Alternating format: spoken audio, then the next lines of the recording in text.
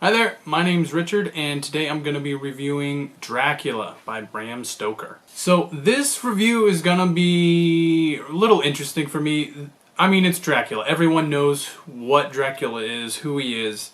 It's something that's been retold and retold and retold, but I feel like most people have not actually read the original book. And the story is really, really good. I was surprised by how much I liked it. The other cool thing is, reading it now, you kind of get a window into the past, like the culture, the technology, the way people spoke, everything just fits so nicely into the past, but at the same time, it's still understandable. There were a few times where I had to Google like some Shakespearean reference, or there were a few esoteric words I didn't quite understand that were more common for the period, but overall it's still pretty easy to read. Some examples of the evidence of the time would be the culture, like women getting married very, very young, and people just, and men too as well, I guess. There would be the constant use of telegrams. I use a lot of telegrams in the book. Also, the way they travel, especially out in the countryside, they're going by horse, right? Another really interesting thing that I found fascinating in this book is you get to see where the origins of a lot of the common ideas we have about vampires come from, like why they drink blood, why they, or where the hypnotizing thing comes from, how they create thralls, why they have trouble crossing water and need earth, and all this kind of stuff. The themes of this book are also interesting. You get kind of the new world versus the old world, even though both are kind of the old world to us nowadays, but the modernity of the time versus archaicness, right? Personally, I love fantasy books, but you kind of lose some value when your fantasy hero can just kind of teleport out of danger or heal after they're hurt. In this book, the heroes are just normal men and women, right? They just fight Dracula, this supernatural being with powers and that they don't fully understand, and they're just normal people. And it makes it so much more relatable, and you just, it's so good. It's something I'd been missing that I don't get from fantasy books, but I love it. It's so good. There are more themes as well, such as salvation of Christianity, such as don't believe a pretty face, and a bunch more. There's a lot of themes that are explored in this book. If I had to give you an elevator pitch here, basically you start following this man named Jonathan Harker, who goes to the old country, Eastern Europe, to meet the Count Dracula to do some business, because this man is interested in buying a house in London, and once he arrives at Dracula's estate, he realizes he cannot leave. And that's kind of where this book starts. If I had to rank this book, I'd give it 4 out of 5 stars. I love a lot about this book, but there's nothing that really is like, oh my god, this part's amazing. At the same time, there's nothing I could really think of to criticize it for, other than there are a couple characters that aren't really explored very much. They're just kind of there.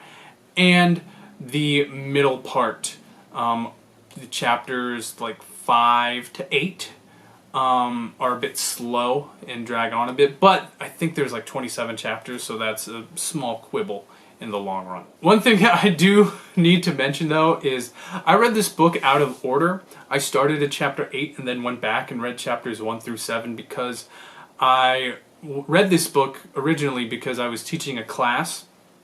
I'm actually an English teacher, if you didn't know, and I was taking over a class from another teacher who had left.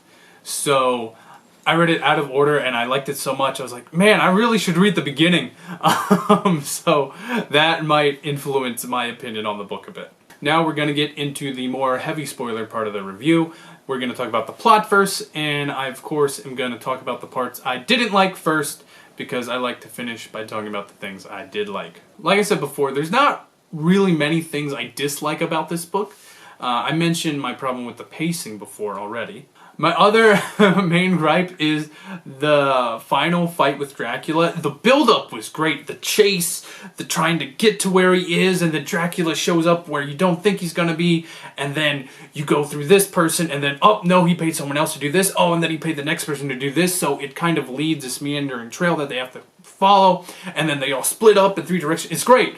But when they finally confront Dracula, the fight's over in like 2 seconds. It's like bing, bang, boom, done.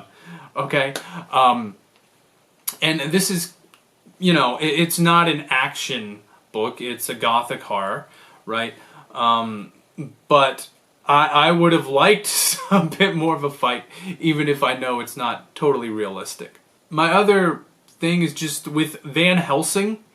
He's kind of just so ridiculous. It fits his character because he's kind of meant to be this encapsulation of goodness, but why does he know what he knows? How does he know all of this stuff about vampires and undeath and like this supernatural stuff? We never really get that explained. He's just kind of like, I know things, and you just take that at face value. I would have liked to have known how he learned about this kind of stuff. It's not totally relevant to the story, but I want to know the story there. Now we're going to talk about the things I do like. Like I said, there's not a lot I didn't like. The thing I want to mention first is the theme of fear. I mentioned themes a bit earlier, but I didn't mention fear because I wanted to save it for this point. Because the theme of fear is pretty constant. Once we flash from Jonathan back to London with Dr. Seward and Lucy, right? It kind of stops a bit, and those are the chapters I said I thought were kind of slow. But other than that, it's just mounting fear and suspense every time. And maybe I need to read more horror books because I absolutely love that about this book. In fact, it made me feel very similar to the things I said about Wheel of Time, the first Wheel of Time book in my Wheel of Time review. If you've watched that, how I said that, especially with Matt and Rand, they just had fear and fear and fear and fear everywhere they go. I'm not going to go too into that. Watch that review if you haven't seen it. But the theme of fear here is so... it just makes you just tense up in a good way and you want to read more. Also, I already mentioned how much I love the chase scene at the end. It's just good. I had to just mention it again really quickly.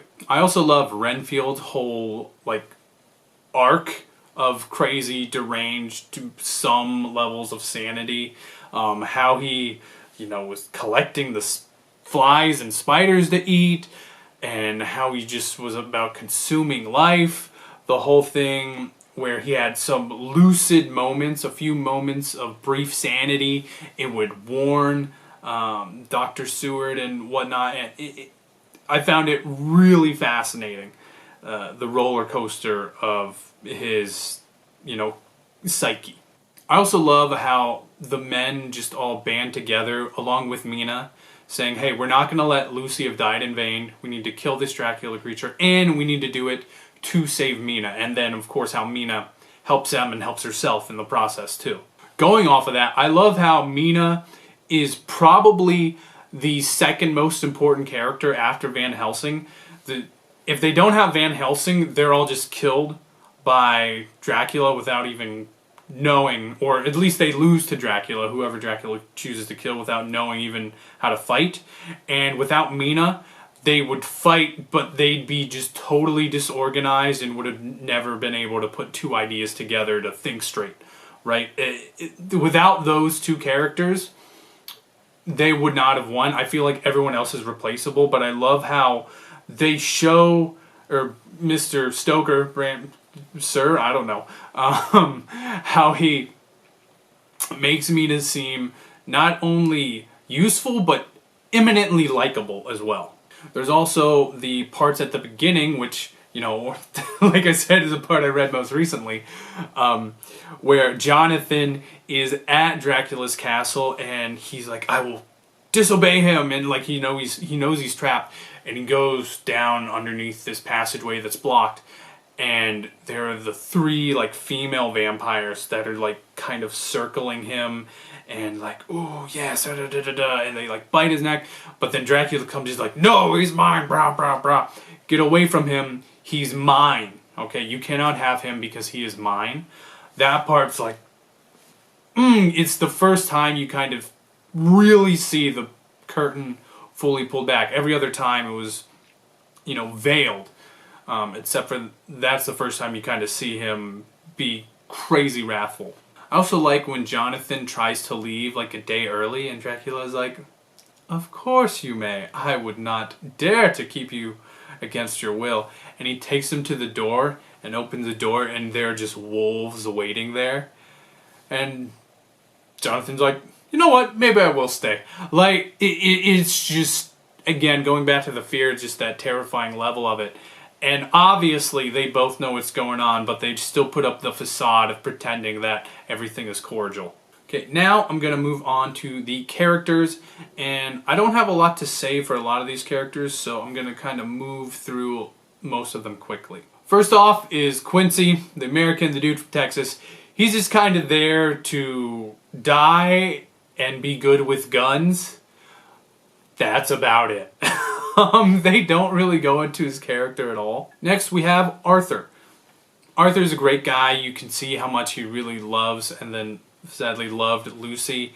And you really feel for him when he says, you know what, I'll be the one to finish her off. And he's the one that has to do the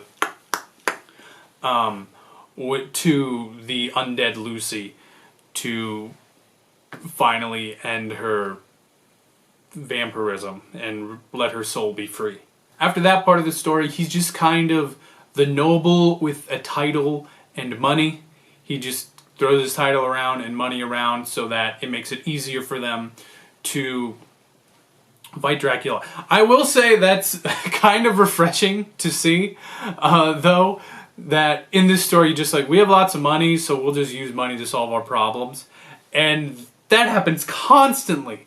So much in the book. So much research is done. People are like, oh, I asked him questions. This man was grumpy, so I gave him money. Oh, here, I'll answer your question. That happened multiple times in this story. And I kind of like to see, you know, modern problems need modern solutions, even though it's not a modern book. But it was, I just found that hilarious. I don't know why. Next, I'm going to talk about the tragic Lucy.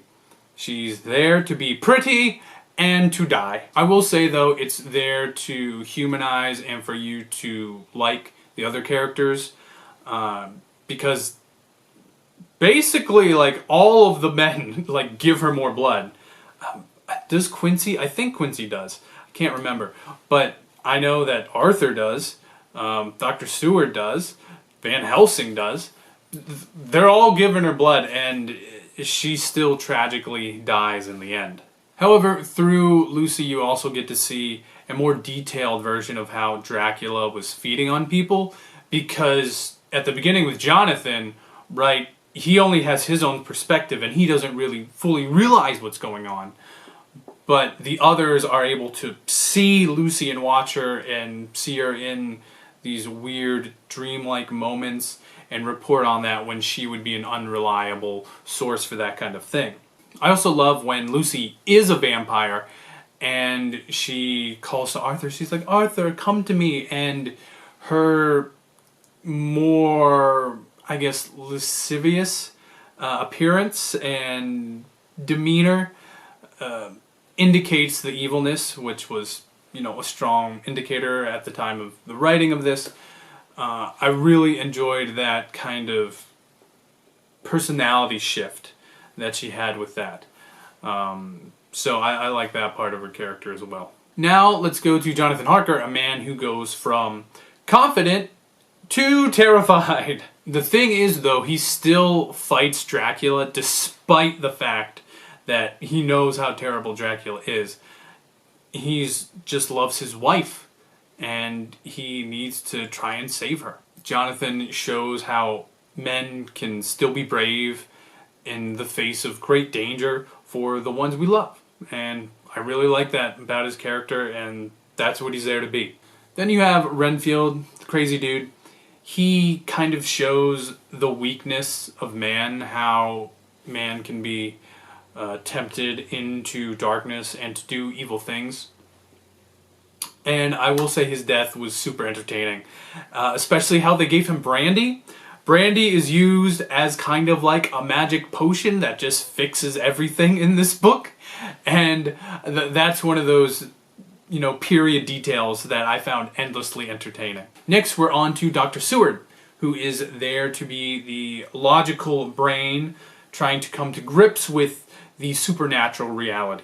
Dr. Seward kind of becomes the main character after we're done with the beginning arc, and through him, he's kind of like the reader's insert into this world, because he's very skeptical of the supernatural stuff, but is slowly convinced by Van Helsing. Through Seward, you kind of see how a human, anyone, a normal person, could actually stand up and fight against this Dracula character, but you're still scared reading through him, because he is just like you and I. He's just like a normal person. So is everyone. But he seems the most humanized, normal. Everyone else kind of is a bit of a caricature. Now we are on to Mina, who is definitely my favorite character in the book. She's great. Number one, she's a super loving, devoted wife. Always appreciate seeing that in a book. And I already mentioned that she is probably the most important person after Van Helsing and is able to galvanize the other members of the group in order to fight Dracula. There's this great moment in the book where she gives Van Helsing one of the journals in shorthand, and he's like, "Oh, I'm sorry I can't read shorthand, but I'm sure you could, you know, read this to me and then we'll figure it out." And she just laughs and gives him another journal, which she totally transcribed from shorthand to normal writing so that he could understand it. So it shows that she's, you know, funny, but also that she's intelligent and had the forethought to do that. Then there's also her determination to fight Dracula with the men because, you know, she has to. She's saying, I would, you know, I'm tainted, okay? I need to try and save my soul. And she also says, hey, if I'm too far gone, kill me, right? She has that strength of will to say so.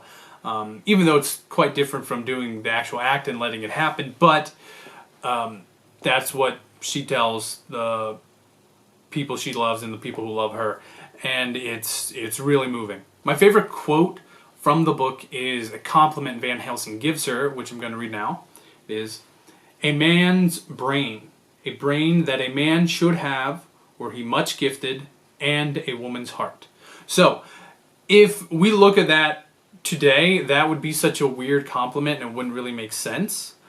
But in the context of the time, it makes total sense. It's saying, basically, you have the brain of a man, because at the time women really weren't educated super highly, so you have the analytical genius mind of a man, but also the kind lovingness of women. So basically, she is the best of both men and women in one person. And I love this compliment because, again, it's one of those weird period things where today it wouldn't make sense, but it makes total sense there. And because it's such a good compliment. I love this writing. It's really good writing. Now let's move on to Van Helsing. Van Helsing pretty much represents the goodness versus Dracula's evilness. He's larger than life, totally ridiculous character. The way he speaks, it always seems like he's yelling and like flailing his arms, that kind of thing. He's bombastic. My favorite part of Van Helsing's story is how he uses logic and reason to convince Dr. Seward of unreasonable realities. Right? He uses logic to prove to Dr. Seward that not logical things are happening in the world, which, like, just on paper that seems interesting, right? Just me saying it sounds fun. Now you have Dracula, who is the super force of evil, again, to Dr. Van Helsing's good force. To me, the main thing I got from him was the unknown and the fear of the unknown, which is kind of timeless and universal. I also love the way he keeps up the facade between him and Jonathan Harker about, you know, we're going to pretend like you're not my prisoner when we both know that you are. When he has Jonathan write those letters, and the 3 letters at the beginning of the book, and date them, and Jonathan's thinking like, I now know the day I will die. It's like, God, it's scary. Alright, now I'm done with characters. I do want to mention this is an epistolary novel. I believe I'm saying that correctly.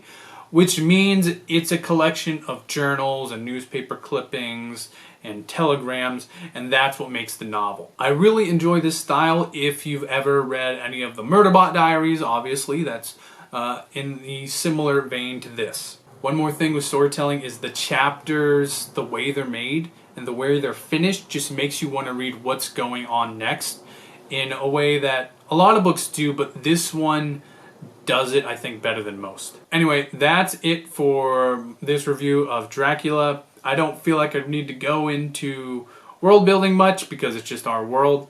And prose, I already talked about that a little bit in the other categories. So, if you like this video, please leave a like. If you didn't like this video, thanks for watching anyway. And down in the comments below, let me know what your favorite part was. Thanks. Bye.